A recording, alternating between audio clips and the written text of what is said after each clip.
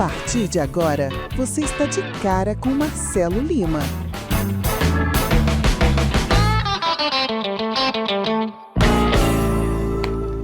Olá, de volta de cara com Marcelo. Boa noite, bom dia, boa tarde. Mais um convidado ilustre, mais uma pessoa que vem falar um tema muito especial. Vamos aqui debater a religião afro-brasileira. Meu convidado é professor Dr. Fernando Aguiar, da Universidade Federal de Sergipe. Olá, professor. Olá, tudo Marcelo. Bem? A satisfação de estar aqui contigo no seu programa. E estou muito feliz por nós nos reencontrarmos, né? A nossa história tem uma longa duração, desde os anos 80 na Universidade Federal de Sergipe. Você sempre na sua militância, sempre na minha. E eu acho que isso é muito bacana. Aracaju tem essas coisas que são muito bacanas, de a gente conhecer um pouco uns aos outros e reconhecer a história de quem de fato constrói. Muito obrigado. Eu vou fazer a minha descrição, porque esse canal tem que pensar em inclusão, né? Eu sou um homem branco, careca, uso óculos, estou com um terno cinza e uma camisa por dentro rosa bebê. Um microfone, um notebook, do outro lado do microfone e meu convidado que vai fazer uma autodescrição também. Eu sou um homem não branco, pardo, estou com uma bata africana estampada, estou diante de um microfone, estou diante de Marcelo sendo entrevistado, sendo filmado para a gente começar esse podcast. Nossa, que legal! Muito obrigado por esse momento importante, porque esse espaço é um espaço de escuta, é um espaço de educação em direitos humanos. Por aqui já passou doutores, juízes, LGBTs, pessoas trans, né? E esse tema era algo que eu já queria trazer há muito tempo, né? Porque a educação em direitos humanos tem que ser permanente. Racismo religioso em tempos de resistir, né? Nós vivemos um país que tem a misoginia, preconceito racial, preconceito religioso, e eu trago aqui algumas dúvidas, na verdade, porque assim, quando nós nos propomos a falar de um tema, a gente precisa aprender, né? E eu confesso que eu estava muito preocupado porque eu não consigo dominar bem, né? E aí eu fiz um pequeno roteirinho, né? Primeiro era a curiosidade. Por que esse nome religioso que você botou? Babalaxé. Me explica aí. Babalaxé é o cargo hierárquico que eu recebi há 26 anos atrás, do orixá Inhansã, que é o orixá da minha mãe. O Babalaxé, traduzindo para a língua portuguesa, Babá, pai, Axé, força vital. O pai da força vital, ou seja, aquele que está envolvido dentro da comunidade do terreiro, que tudo, quer queiramos, quer não, passa sobre o crível olhar da mãe de santo e dele. Ao nascer, ao ser iniciado, ao morrer. Então, todos os rituais, tudo que envolve a energia, a força da casa, está ali junto com o Babalaxé, auxiliando sua Ielorixá, o seu Babalorixá. Ah, entendi. Então, a pessoa que entra na religião afro-brasileira, ela é batizada. Sim, ela é iniciada. Então, ela é iniciada. Então, você tem 2 nomes oficiais. Eu tenho um cargo. Um cargo. Agora, na minha iniciação, eu recebi um nome que foi trazido pelo meu orixá. O meu nome em Yorubá é Oluanifã, ou seja, o rico senhor de Ifã. Nossa, é bebado, viu? É muita... Eu fui iniciado para Logunedé. Pelo Ledé, E aí você obriga... Porque eu achei interessante quando eu pedi o seu currículo, ele primeiro mandou o nome religioso. Então quer dizer que esse processo é de cada um, é de cada momento, quando você se inicia. Agora eu queria também já entrar, doutor Fernando Aguiar. Nós, pessoas leigas, assim, porque assim, né, eu tenho vários amigos e amigas, eu digo leigo assim, né, porque assim, uma religião, ela tem que ter muito estudo, É que é muito complexo, é muita informação, porque é uma história da cultura, então não é qualquer pessoa que entende dessa pauta.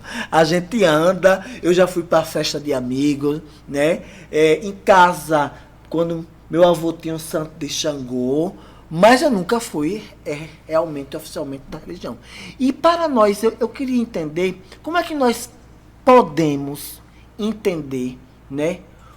O que seja racismo religioso, de fato. Se você é professor da UFSC, é aqui, adjunto do curso de Museologia, é mestre em História Social pela UFBA, historiador, né? Como é que a gente, pessoas leigas, pode, né, definir racismo religioso? Olha, durante muito tempo, Marcelo, as pessoas chamavam de intolerância religiosa. Pare. Intolerância religiosa. Só que intolerância religiosa é uma categoria jurídica que abrange todas as religiões.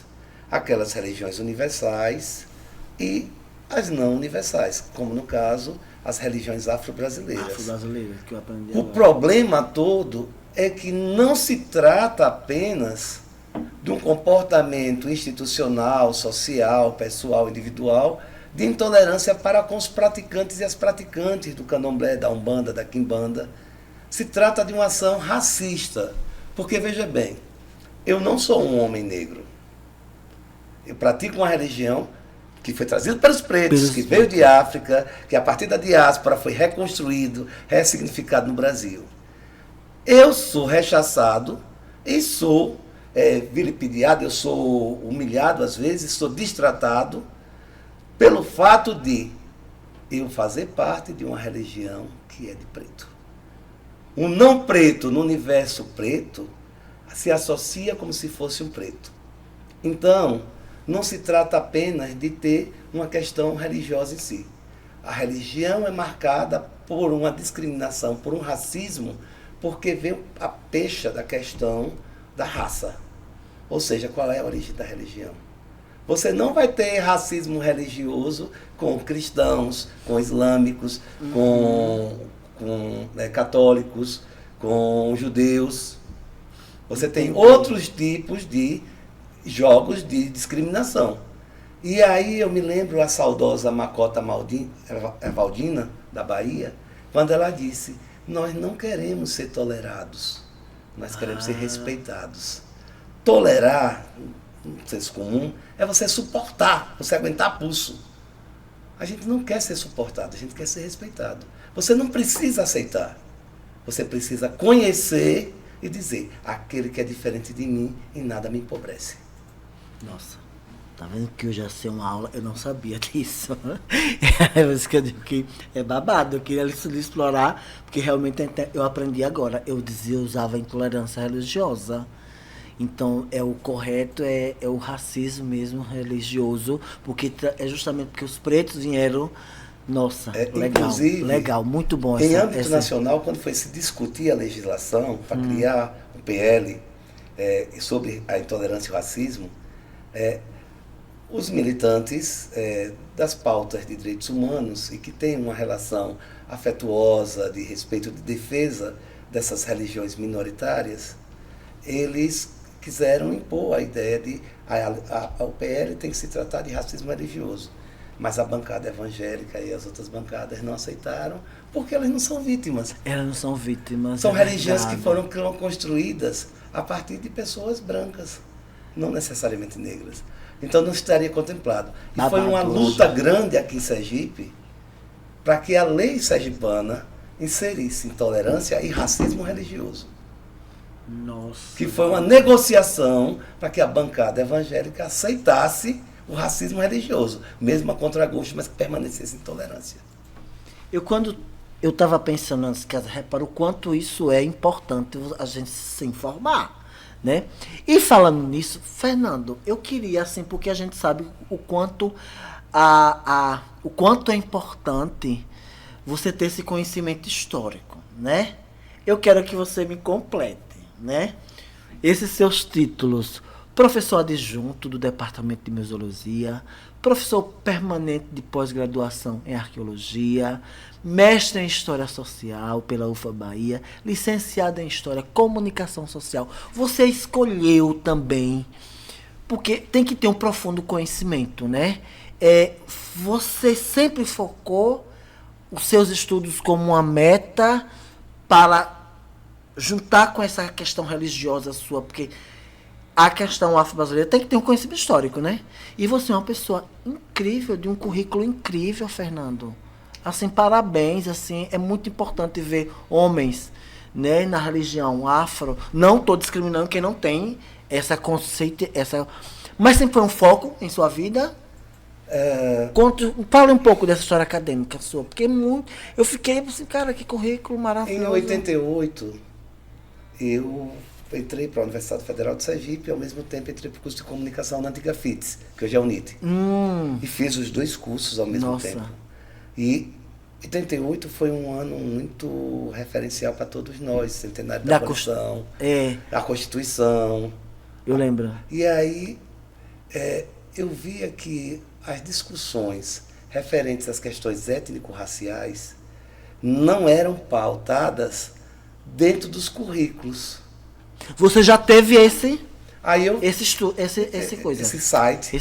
E aí, quando eu entro na universidade, tinha recém sido criado pela professora Maria Nelly Santos, uma mulher negra, historiadora, o NEAB, que era NEAB, Núcleo de Estudos Afro-Brasileiros.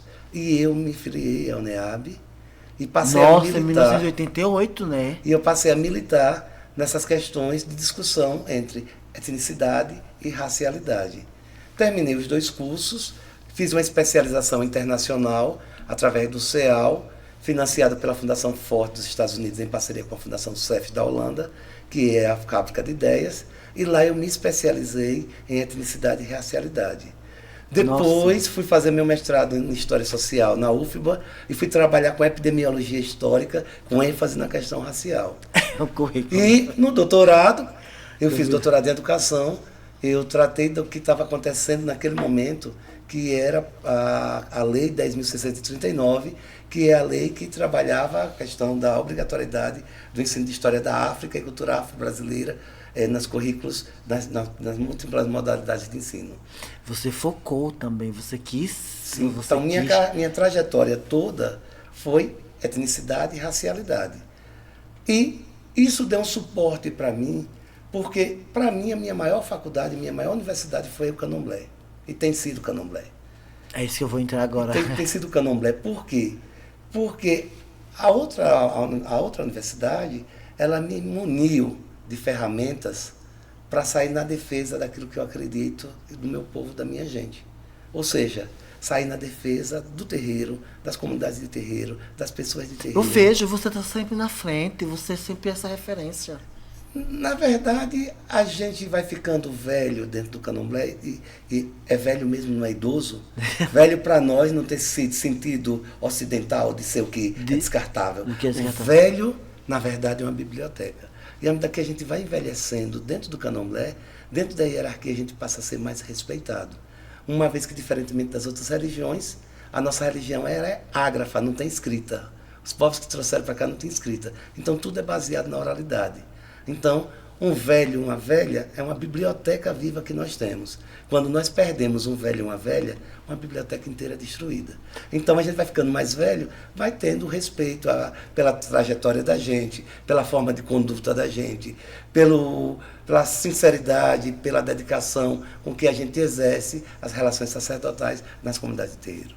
Então, aí você já me adiantou, inclusive, o que eu, entrando nessa questão... como começou exatamente a sua trajetória, que eu aprendi agora, na religião afro-brasileira, né? Porque tem muitos anos, né? Eu sempre lhe vi à frente.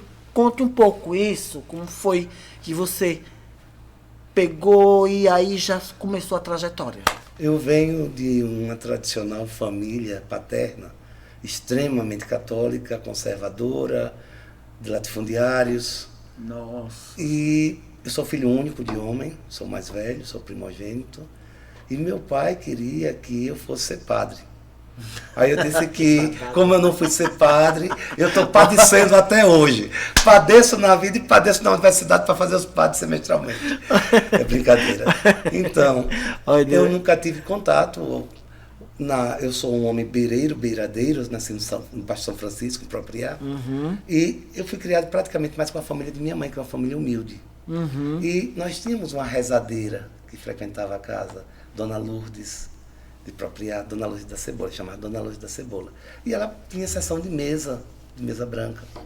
Só que a gente nunca ia para a sessão, ela só ia lá em casa, passava o ramo e ia embora. Um dia eu resolvi ir nessa sessão. Tem quantos anos? Eu devia ter uns 8 para 9 anos. Nossa Senhora! Já ia com 8 anos. E foi nessa sessão que eu terminei entrando em transe pela primeira vez. Nossa, com 8 anos de idade. Depois, com 10 anos, a lavadeira... Em transe, quando você fala assim, Entre o orixá tomou-vos, tomou através do estado de possessão. Com os 10 anos de idade, a lavadeira de lá de casa, eu tinha costume de ir finais de semana para a casa dela, porque já era um pouco mais afastado da zona urbana, e eu gostava que tinha lagoa, tinha árvores, tinha bichos, e eu ia no sábado, voltava no domingo. E teve um candomblé, ela frequentava um candomblé, que era o candomblé de Abílio, Centro Oxóssi Caçador, terreiro de Oxóssi Caçador, lá em Propriá. E Abílio foi muito amigo do meu pai, jogaram futebol muito juntos. E eu fui para essa festa de Oxóssi, que coincidia com a festa do Bom Jesus dos Navegantes. Sim, grande festa. Eu já fui para essa festa. E lá, tudo para mim era uma novidade. Eu não sabia nada do que era aquilo. A Dona Lourdes era uma coisa de mesa, lá já era um candomblé. Era um candomblé. E aí eu sei que quando cantou para Oxum, hoje eu sei que cantou para Oxum, mas na época eu não sabia nem para quem estava cantando. E eu passei mal, fiquei tonto. Você é filho de Oxum? Não, sou de Logoedé. De Logoedé. Mas Oxum foi quem abriu esse caminho. Logoedé é filho de Oxum. Ah, entendi agora. É porque você tem que entender para eu entender melhor. Porque... E aí o que é que acontece? Eu passei mal, perdi o sentido, bati a cabeça no meio do barracão, onde tem um fundamento. Com 8 anos isso. 10, você já era com 10 anos. E aí, 2 anos depois, você isso. E aí, na hora que eu bolei, faltou luz na cidade inteira. A cidade ficou uma escuridão. Gente. Houve uma descarga elétrica por conta do excesso de utilização de energia, por conta da festa do Bom Jesus. E o que eu soube depois, que a lavadeira Dona Maria ficou desesperada. O que é que eu vou dizer à família? Não, ele não pode ficar recolhido, não, ele não pode raspar a cabeça, não. Ele não pode dizer à família e tal. Aí, senão a família não vai deixar mais vir. Pronto. Aí depois passou. Aí eu vim embora para Aracaju. Quando cheguei aqui em Aracaju, já estudando no Tobias Barreto, eu passo a conhecer pessoas que eram do candomblé. Do candomblé. E aí, vamos conhecer o candomblé, vamos para... Aí comecei a ir a algumas festinhas de candomblé. E depois eu conheci o Abassá São Jorge. Que é isso eu quero saber isso. Mas já adianta aí, porque eu já ia perguntar. Que é a casa de Mãe Marisete. Sim. Inclusive, antes, quando eu vim para cá, as pessoas, nossa, Fernando vai para lá, ele é a segunda pessoa. Eu já tô nervoso com Não, eu sou apenas um filho dela, eu já estou preocupado com a entrevista. Que não era a segunda pessoa de Marisete. Marisete é uma figura histórica, né? Minha mãe é um referencial para todos nós. Né? Uma mulher longeva, né? Uma mulher de 95. Sim, a gente cresceu. Com uma mentalidade, com uma cabeça maravilhosa, de uma lucidez. E aí você foi para lá? Eu conheci uma filha de santo dela, a afinada DIA. E a partir de DIA eu fui para a casa dela. E lá ficou até hoje? E lá fiquei até hoje. Nossa. Já estou completando 45 anos que estou na casa. Estou marchando para completar os meus 40, marchando para os 40 anos de iniciado. Com 26 anos de sacerdócio. Eu acho muito legal quando você vê assim... Meu Deus, eu fiquei assim quando eu vejo uma pessoa com tantos anos de dedicação. Porque eu sou meio solto, eu sou meio assim, sem muita... religião assim de frequentar, mas eu vou para as festas, eu vou para as ruas, eu vou para festa de Oxum, quando tem festa que meus aí, eu vou, mas não sou muito de ficar ali não, porque é muita responsabilidade, não é assim não, entendeu? Muita responsabilidade. Muita responsabilidade. Muita dedicação. Eu sou. Aí quando eu sigo aqui, eu disse, eu vou agora para me entrevistar com o Fernando, né? É a segunda pessoa de Marisete. Ele é que toma conta. Meu Deus, o homem é babado. E aí eu soube que você tá lá. É assim, quando as pessoas falam que é a segunda pessoa, é o quê? É tomar conta, é uma pessoa. Olha, eu não sei, eu não sei se é. Eu não gosto dessa expressão. Eu tô dizendo assim, não, eu tô dizendo assim, eu sou uma pessoa leiga, pelo amor de Deus. Eu particularmente, eu não gosto que diga que eu sou a segunda pessoa. A segunda pessoa dela, isso ela diz, as pessoas mais velhas da casa dizem, a segunda pessoa dela é a herdeira dela. Que lá na minha casa, em vida, a mãe de santo prepara a sua herdeira. Ela já tem uma filha. Já tem uma pessoa preparada, que não foi ela que escolheu, foi o santo dela que escolheu, Inhansã escolheu. E eu estou ali para ajudar. Ah, é uma filha carnal. Carnal. Uma filha carnal. Que vai é Rita do Oxum, que vai assumir. Que ela já está preparando, claro, né? Já de muitos anos, já vem sendo preparada. Assim como mãe Nanã fez com mãe Marisete está fazendo com mãe Rita. Nossa, é uma tradição, né, Fernando? É uma coisa que muito família. Muito família, né? Muito família, assim. É uma religião de acolhimento. Sim, é isso que eu queria também falar um pouco. Porque assim, eu ouço muito isso, por exemplo, meus amigos, né? Eles, Fernando, uma boa parte dos meus amigos, tudo das religiões. E eles falam isso em acolhimento. A gente não tem problema, está tendo hoje tensionamentos provocados por outras questões. Mas a gente não tem problema com a questão de ideia de pecado, porque nós não acreditamos em pecado. O nosso corpo veio para o mundo para a felicidade. Então, tudo que lhe dá prazer, tudo que torna você feliz e faz você uma pessoa melhor, isso é louvável, isso é gratificante, isso é divino. O orixá exige o bom caráter. Aonde há o bom caráter, há orixá. Onde não há o bom caráter, não há orixá. Então, essa coisa do corpo, para a gente, o nosso corpo é um território político. Nosso corpo tem as afrografias daquelas que vieram antes de nós. Nosso corpo tem uma história, tem uma relação de poder. É tanto que na hora do culto, é o nosso corpo que é utilizado para o transe, para a divindade vir, tomar consciência da gente e usar o corpo da gente como forma de transe, de possessão. Então, isso é maravilhoso. Então, a religião é uma religião de acolhimento. De acolhimento. Hoje, o grande desafio a religião foi montada por mulheres africanas, pelo menos a partir da história dos candomblés vinculados à Igreja da Barroquinha, como a Casa Branca, o Ilê Nassau, e depois do cisma o Gantuá, o Axé, o Pofonjá. E o que é que acontece? Essas mulheres elaboraram um sistema complexo, extremamente complexo, de organização litúrgica, para que as suas ancestralidades não fossem perdidas. E a base de tudo é um pensamento epistêmico e filosófico africano. A partir da tradição delas, elas vieram da Nigéria, elas eram do idioma Yorubá. Então, tem todo o sistema complexo. Então, sempre acolheu, independentemente de ser LGBT, de ser mulher, ser mulher solteira, de ser mãe solo, de ser homem. Isso é bacana, né? Acolheu. O grande problema hoje que não é de hoje tem essa dimensão, mas que já começa com Raimundo Nina Rodrigues na fundação da antropologia no Brasil, a partir dos estudos da psiquiatria, quando se cria o conceito de pureza nagô, a partir do conceito de raça, de hierarquização das raças, o conceito efetivamente de puro e impuro, que é um conceito judaico, e aí coloca o modelo iorubano, o modelo nagô como puro e os demais impuros, criando um acirramento entre esses povos. Então a universidade já começa a criar uma intervenção dentro das práticas afro-religiosas, afrodiaspóricas. E aí, hoje, o desafio maior desse acolhimento é o seguinte: sempre existiram homossexuais, bissexuais, transexuais, que antes chamavam-se travestis, no candomblé. Só que existe uma coisa no candomblé que é muito antiga, da porta para fora e da porta para dentro. Explica aí, melhor rapidinho.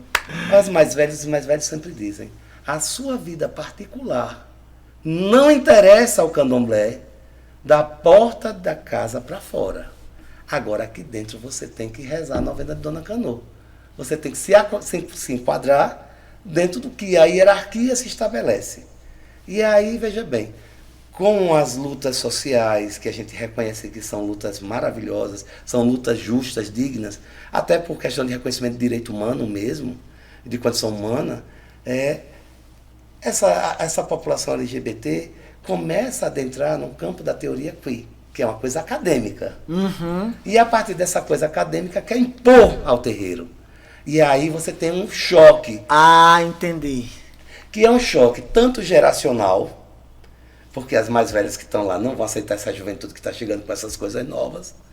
E por outro lado, elas não querem que aquilo que foi construído lá no final do século XIX, passou todo o século XX, seja desconstruído agora para acolher de uma forma impositiva quem vem com um olhar estrangeiro que não é próprio, de um olhar êmico, um olhar próprio do terreiro, para dentro do terreiro.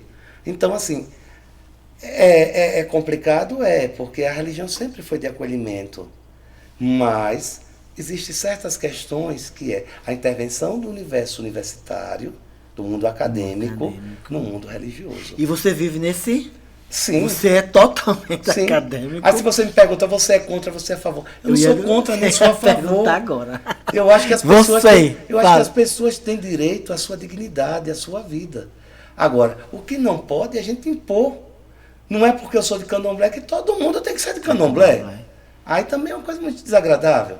Então, o que eu recomendo, o que eu digo sempre, olha, se aquela casa não quer iniciar uma mulher trans como mulher em cargos femininos, você vai para uma casa que aceite. E está tudo resolvido. O importante é você não abrir mão da sua identidade de gênero, da sua dignidade, da forma como você se vê e como você quer ser vista. Agora, a gente já tem conflitos demais dentro do terreiro, fora do terreiro, e trazer mais essa discussão que está na ordem do dia é outro desafio para a gente. Gente de cara com Marcelo, eu sempre digo, tema é isso. Olha, eu gosto de trazer debates importantes que eduquem as pessoas. Agora você também me provocou, que inclusive já é a próxima pergunta. Entendeu? Doutor Fernando, né? Eu costumo olhar as minhas pautas pelas redes sociais também. Eu pesquiso muito, né? E uma das coisas que me chama muito a atenção é a exposição das religiões afro-brasileiras. Eu aprendi, tá vendo? Eu aprendi, né?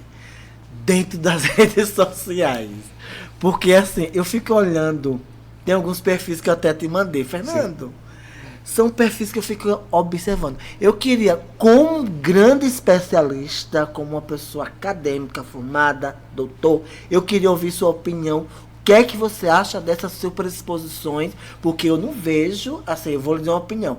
Eu não vejo as matriarcas, as casas tradicionais. Assim, essas coisas expostas assim. Não, assim. Eu não vejo, não.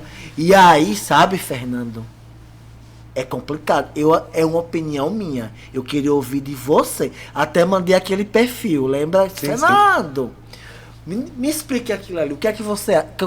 Com sua capacidade teórica, histórica, me diga aí o que é que você acha. Para poder saber. Primeiro, a gente precisa entender que o candomblé chegou até os dias atuais pelo segredo. Uma religião que não tem uma escrita, o poder da palavra é gigantesco. E o que nos manteve intacto até hoje foi o segredo. Foi o segredo. Então, é o segredo.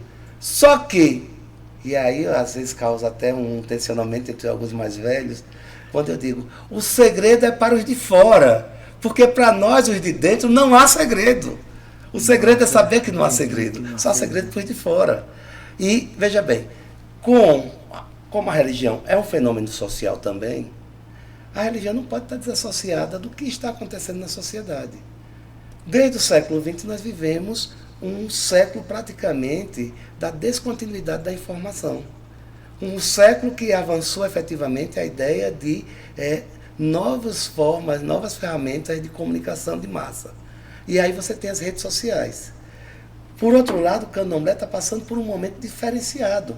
Hoje o candomblé não é majoritariamente preto, de baixa escolarização, de pessoas de baixa renda. Hoje o candomblé está ficando cada vez mais um candomblé altamente escolarizado, de classe média alta e efetivamente gente branca. E essa juventude, e jovens, e jovens. E esses jovens que estão chegando, eles vêm com a empolgação do seu tempo. É por isso que eu já citei choque geracional. Entre os velhos e os novos. Esses novos, isso mexe com tudo. Não é só com a questão de gênero. Mexe com a concepção de tempo. Porque o tempo para nós é um tempo espiralar. Não é o tempo da reprodução do capital. Não é o tempo da reprodução do capital. Então o tempo, embora a gente tenha que se ajustar. Porque senão as pessoas vão ficar desempregadas depois. Mas é uma concepção de tempo diferente. Mas as pessoas hoje são imediatistas e são passíveis de descartes. Você já ouviu alguns desses perfis? Sim, sim, sim. E acho assim um absurdo. Porque, veja bem, quando você expõe, você não só está expondo a sua casa, a sua opinião. Você está comprometendo. E dentro de uma sociedade que é extremamente racista do ponto de vista religioso, isso é munir os inimigos, os adversários, os racistas, de armas para se voltar contra nós mesmos. Já não bastasse as tensões que existem entre nós, exatamente. Ainda tem as de fora. Então então assim, eu digo, meu Deus, será que eu estou sendo preconceituoso? Porque assim, a gente que está muito lá de fora, a gente fica meio, né, perdido com aquela superexposição. Eu nunca vi, por exemplo, os terreiros antigos assim. Não, agora, eu não sou contra o uso das redes sociais.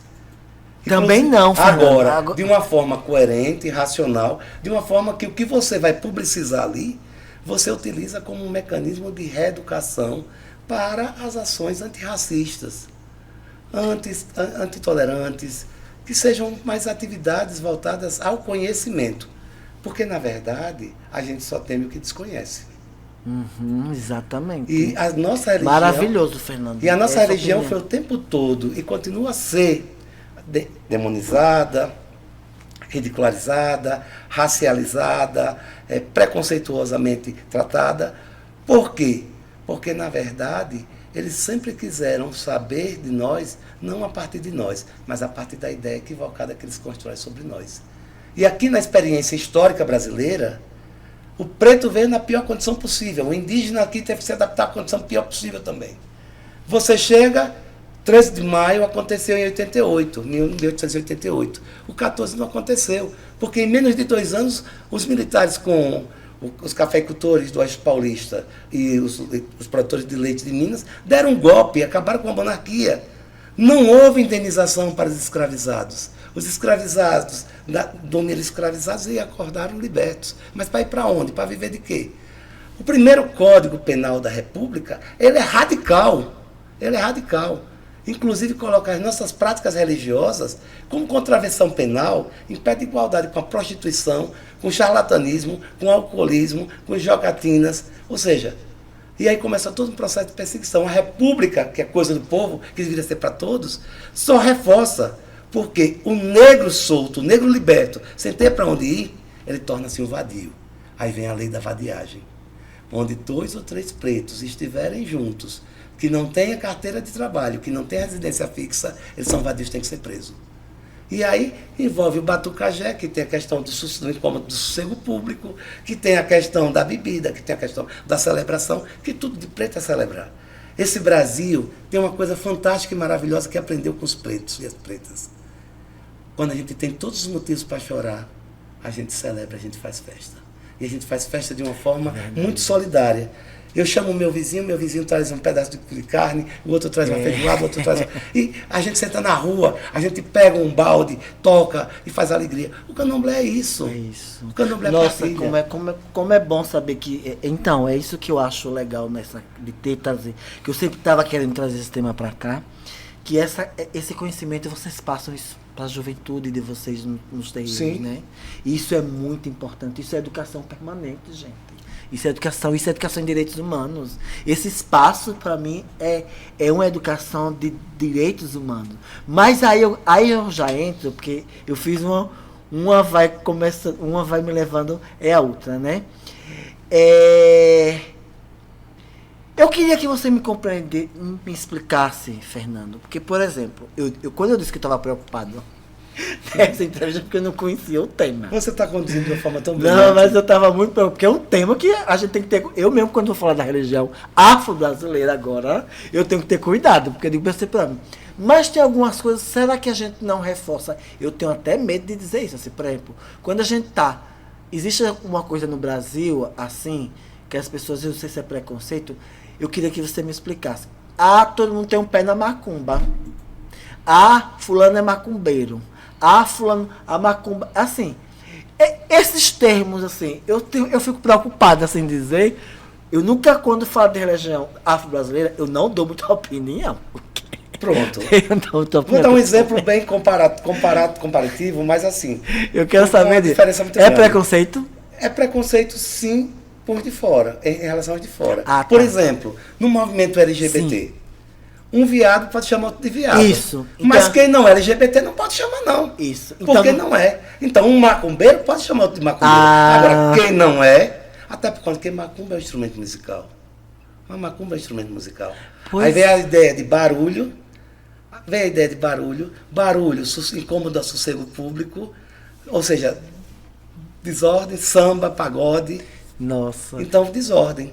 Então, é uma coisa que Um macumbeiro é uma pode. afronta. Um macumbeiro, sim, Sim, pode ser. sim. Agora, quem não é, não Quem pode. não é, não pode ser. Por exemplo, no movimento LGBT, eu não estou chamando ninguém de viado, mas é um termo êmico. Não, mas eu não sabia que. Um LGBT pode chamar um outro de É, viado. eu mesmo é viado. digo meus olhos, viado. Agora, Eu fiquei- um homem cis ou uma mulher cis não pode chamar outro de viado. Porque ela não sabe o que é. É uma expressão êmica que é própria do grupo, que é Entendi. peculiar daquele grupo. Porque assim, eu sempre. Porque quando um chama o outro, os iguais se Não, chamam, não. na verdade não tem preconceito. Então as pessoas, não, eu tenho um pé na macumba, assim, com outro macumbeiro pode Sim, dizer, né? sim. Até porque você, macumba é um instrumento, Sim, né? macumba é um instrumento musical. Nossa, que babado disso, que eu já sei, eu já tenho aula, eu já sei aula. Você como ativista que enfrenta o racismo religioso, você já viveu alguma situação mais complicada de você ter ido para a justiça? Porque eu ando na delegacia, quando eu transformei a Castran, minha vida é em delegacia. Aqui eu fui para a delegacia. Você já teve algum caso específico que lhe marcou e você conseguiu o resultado contra o racismo? Porque racismo é crime, né? Sim. Nesse Brasil. E é o que mais acontece ainda. Né? Eu nunca fui porque eu não precisei, porque quando eu precisei não existia lei. Eita, então. Eu sofri um racismo institucional dentro da instituição da qual hoje eu faço parte. Sério, da Universidade Federal de Sergipe. Sim. Que é um lugar que Eu não passei deveria quase- ser, né? Eu passei quase 10 anos no departamento, sendo professor substituto e professor voluntário. Mas quando foi para ser professor efetivo, ninguém me quis. Eu precisei ir para outra área, para outro curso, Tá vendo? com outro diploma, que ninguém sabia que eu tinha, para poder entrar. Para poder entrar. E aí me lembrou o caso de Ilsever. Eu acompanhei o caso de Ilsever. Ele lutou bastante. Eu vi você do lado dele. E o Zivé, meu sobrinho de santo. Nossa, eu vi que ele batalhou, assim, batalhou. E ninguém acreditou. Eu, assim, tive a honra de trabalhar com ele. E ele não deitou. E assim- no mundo do nosso universitário, ele não deitou. Ele foi à frente. E assim, E eu vi você na cena.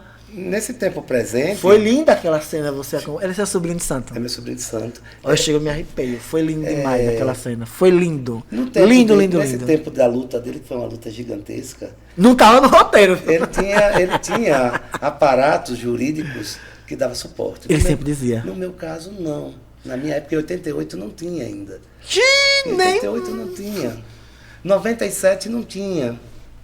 Então, assim, e quando eu entrei para a Universidade Federal de Sergipe, só existiam 2 pessoas do Candomblé.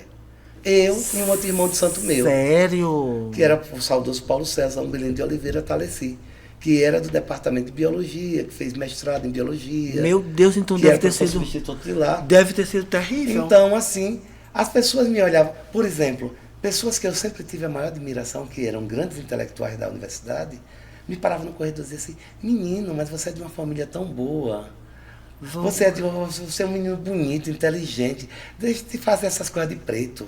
Onde é que você vai com isso? Deixa de estudar Nossa coisa de preto. Senhora. Abandona essa coisa de Xangô, de macumba. Essa coisa de gente de periferia, de gente ruim. Era mesmo. Eu ouvia isso nos Fernando, corredores. doutor Fernando. Eu ouvi Nossa. isso nos corredores. Mas, Então é difícil mesmo. mas assim, aquilo não me esmoreceu, não me entristeceu, me fortaleceu.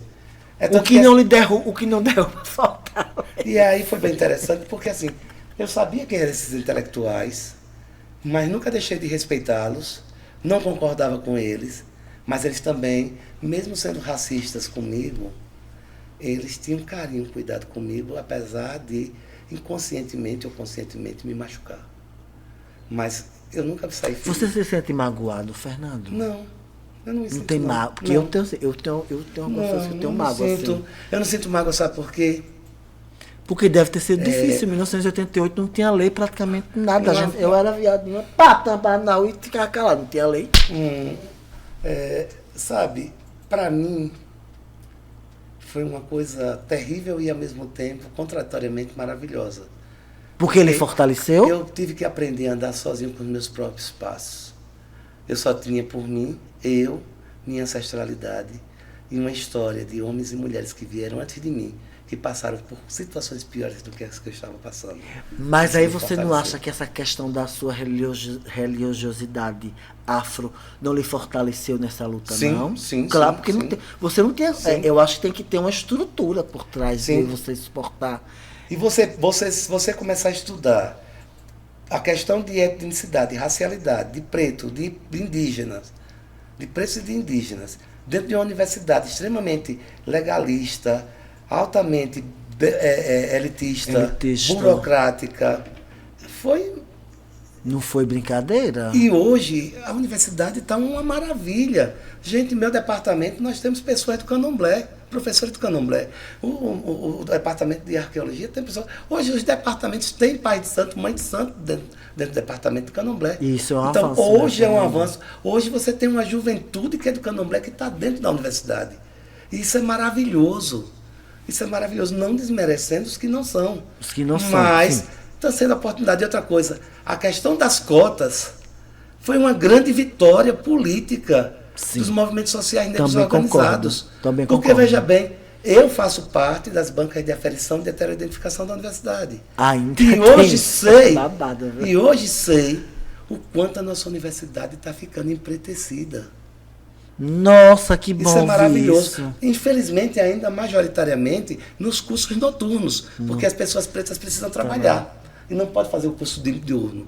Mas já temos também nos cursos diurnos. Nós já temos pretos e pretas nos cursos de medicina, de odontologia, de direito, de psicologia, que é um dos cursos mais concorridos. Sabe? Então, isso para mim é gratificante. Se eu tivesse de passar por tudo que eu já passei, para ver o que eu estou vendo hoje, eu passaria. Foca aqui em mim, Jorge. De cara com Marcelo, é informação, é cultura, é isso que nós queremos passar. Eu estou assim, muito emocionado quando você disse que está vendo a universidade empretecida. Isso é conquista social. Sim. Isso é conquista dos movimentos sociais. Eu vi, por exemplo, E- a universidade hoje com cotas para trans. Pras trans. Isso é maravilhoso, gente. E As você trans nunca tá tiveram acompanhando esse visibilidade. processo, Todo né? esse processo. Eu faço parte do Conselho Superior Universitário. E a universidade tem avançado. Em curto espaço de tempo ela avançou muito. Mas por conta de quê? A presença de militantes dentro dos seus quadros. A presença de pessoas que têm uma formação engajada com os direitos humanos, com as questões sociais. Nós temos um reitor hoje que é um reitor aberto a todas essas discussões, porque ele é fruto de uma família que historicamente vem de uma origem marxista e que sempre está envolvida com as militâncias dos movimentos. Então, sabe, isso é muito maravilhoso a gente poder se enxergar. Aonde meninos pobres e meninas pobres da periferia, oriundos de escolas públicas, podiam chegar até a universidade. Pois é. A universidade deixou de ser o bom vivant das elites para se transformar na perspectiva de inclusão, de acessão e de mobilização social de pretos e pardos, e de indígenas e agora de trans. Isso Que é maravilhoso. legal, é maravilhoso. É uma universidade que cumpre seu papel sendo um universo de diversidades. E o mais legal que eu estou achando é que você é uma pessoa que poderia hoje tá com suas mágoas, né? Tá com suas tristezas, porque você deve ter comido muito, passado mal ali, viu, cara? Porque assim, hoje é que tem lei. Eu me lembro que também, na década de 80, a gente passava maus pedaços. Mas aí, Fernando, e aí ele já me vem uma outra coisa na cabeça, que eu tenho que eu vou perguntar. Porque eu não vou perder essa oportunidade. Eu não vou perder essa oportunidade de jeito nenhum. Porque quando se tem um especialista e uma pessoa experiente de uma casa tão importante, que tem um histórico cultural incrível, que é a nossa mãe Marisete, digo mãe, porque é um todo... Uma forma carinhosa, como todo uma mundo forma chama. carinhosa, até porque eu já tive com ela em momentos, em homenagens, né? O Fernando, assim, eu acompanho algumas coisas, eu vou para algumas coisas, e aí eu tenho, assim, algumas, saber de fato, assim, porque a gente já ouve muita coisa, que é, sabe qual é o santo, que é não sei o quê, e aí, assim, eu já vi em festas, em eventos, em homenagens, o que são os Exus, na verdade? Vamos, assim, porque eu não vou perder essa oportunidade, né? Quem são os Exus de verdade? Vá. Triste de nós se não fosse Exu. Exu é o mensageiro, é o senhor da comunicação, é aquele que faz o elo de comunicação entre os humanos e o divino. Exu é a divindade que mais se humaniza para viver as contradições humanas. Exu, na verdade, é o equilíbrio. Todos nós carregamos o nosso Exu, o Exu do corpo, Bara.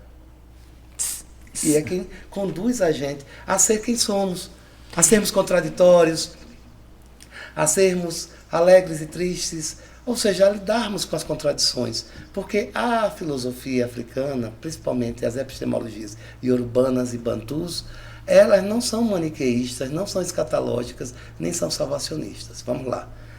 Não existe essa dimensão entre bem e mal, não existe bem e mal. Entendi. Não existe bem e mal, Sim. Não existe.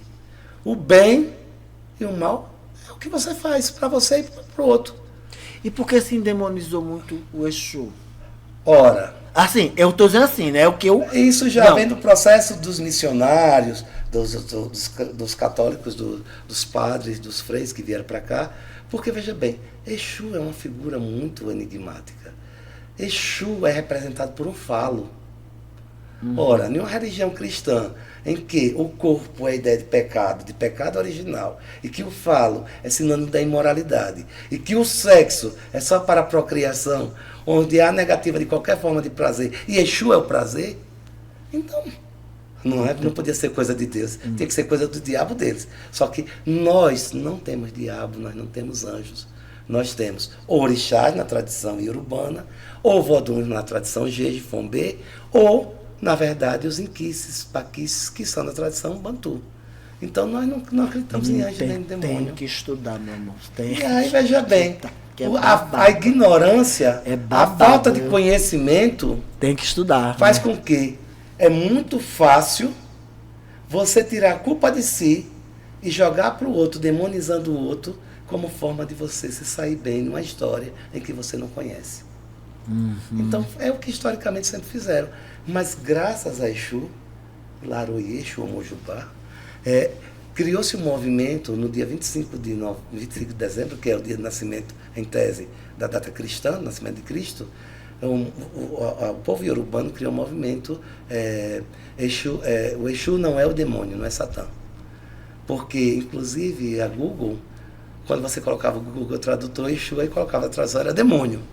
Então foi esse movimento que foi um movimento panafricanista, isso ganhou as redes sociais, ganhou o mundo todo, e hoje Exu é celebrado, você tem samba de terreiro, samba de Exu, o povo está indo cantar para Exu, cantar com Exu, e Exu na Umbanda tem outra dimensão, que são espíritos que viveram aqui, que com seus erros, seus acertos, vivem da malandragem, vivem da magia, vivem do encantamento. Fernando, falar nisso, né? É maravilhoso essa sua explicação. Eu me lembrei aqui. Teve um ano na Sapucaí que a Mangueira fez um samba enredo, eu desfilei de Caboclo Sete Flechas. Foi um enredo belíssimo, assim, da Mangueira. Ela cantou, aí vinha a escola de samba, cantava os orixás, até chegar os Exus, aí tem a parte de Maria Padilha, as Pombagiras, e eu saí de Caboclo Sete Flecha, né? Na Sapucaí. Foi um dos enredos mais lindos, assim, fantástico que eu tive na vida, assim, porque, assim, foi uma história bem contada, Exu né? é movimento, Exu Sabe? é alegria, Exu é celebração. E aí tá me vendo a memória, quando você fala isso, da minha experiência. E aí, quando eu tava lá na Sapucaí, o povo do morro falou assim, fizemos várias oferendas, o desfile vai sair bonito. E eu ouvindo aquilo tudo, parece que foi uma coisa assim, muito mágica que aconteceu. E aí, tiveram momentos assim, ímpar no desfile, né? E aí eu atravessei, e aí quando estava vindo todos os restos do elenco, aí vinha o carro de Zé Printa, carro de Maria Padilha, e aí me vem isso que você fala, é celebração. É a vida. É o prazer. Foi assim agora, né, caiu como uma luva, porque realmente foi uma Triste de celebração. nós se não fosse Exu. Exu é alegria, é o sentido do bem viver. Nossa, arrasou.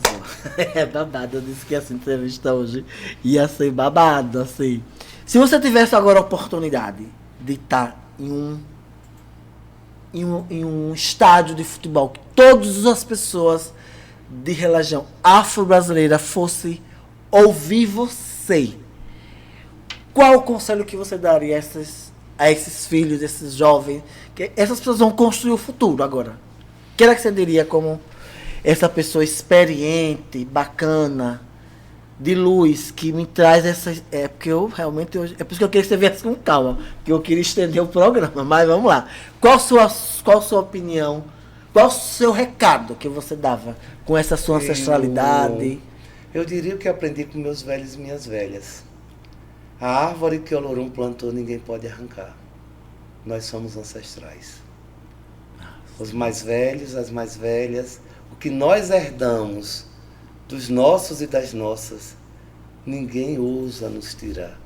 E a gente tem que ter muita dignidade e muita honestidade e o bom caráter para manter justamente isso em um mundo extremamente racista e que o tempo todo está se debruçando e se degladiando contra nós.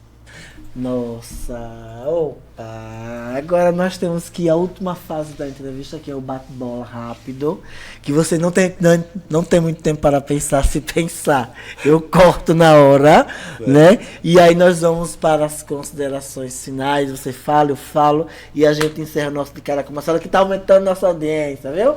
Tá aumentando. Vamos lá, o nosso bate-bola rápido, 1 hora de programa. Tem que correr. Um cantor. Maria Bethânia. Uma cantora. Não, Maria Bethânia. Uma cantora aí, uma cantora. Cantor, Caetano Veloso. Uma atriz. Fernanda Montenegro. Um filme. Eu gosto do cinema nacional, eu acho que todos eles são muito bons. Um amor. Amor, a gente nunca pode dizer o nome, né? Porque ninguém sabe, ninguém sabe. Arrasou. Uma cidade. Adoro minha cidade, adoro Propriar, adoro o meu rio, o Rio São Francisco, e amo Salvador e amo o Rio. Aracaju. Aracaju foi a cidade que me acolheu, que me deu régua e compasso, que me abraçou e que fez com que eu tivesse tudo que eu tenho hoje, inclusive o reconhecimento. Oba! Gente, agora, olha, eu assim... Depois da entrevista eu estou assim, maravilhado, porque assim, a gente fica sempre receoso. Jorge me conhece, quando eu domino um tema eu fico muito leve. Você conduziu de uma forma maravilhosa. Mas eu tô, porque você me deixou essa energia legal agora. Eu confesso que eu estava muito preocupado. Eu ficava com medo de falar alguma coisa. Mas assim, vamos às nossas... Eu quero assim, suas considerações finais, depois as minhas, e vamos dar um tchauzinho assim juntos, e vamos... Eu quero agradecer imensamente a oportunidade. Eu penso que as pessoas que de fato militam com direitos humanos, elas têm que estar abertas a todas as discussões que envolvem garantia de direitos. Isso você tem cumprido esse papel na comunicação, esse papel social, de uma forma brilhante, sem negar a sua história, a sua trajetória de militância, uma história que ninguém pode apagar, dentro de Sergipe e fora de Sergipe. Isso. Quero agradecer às pessoas que estão nos assistindo por ter paciência para ouvir minha voz de Taquarapoca e ter que me suportar. E dizer assim, Nossa. agradecer o estúdio que... Jorge, meu nosso Jorge, diretor, é uma pessoa fabuloso, maravilhoso. E dizer assim, o quanto é necessário, urgente e preciso a gente ocupar esses espaços.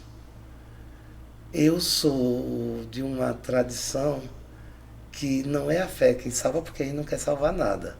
Mas se tem alguma coisa que vai nos redimir, é o conhecimento. O preconceito é a falta de conhecimento.